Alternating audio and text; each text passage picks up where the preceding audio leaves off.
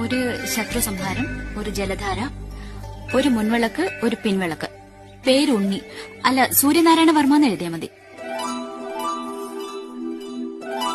ആളുടെ നാളേതാ? നാളെ പോരൊരുത്താതി. ആ, ഒന്ന് വിട്ടുപോയി. ആളുടെ പേരിൽ ഒരു ഭാഗ്യസൂക്തം കൂടി. എന്താ? ഒന്നുമില്ല. വഴിമാറ്. എത്ര നാളായി തുടങ്ങിയിട്ട്? എന്ത്?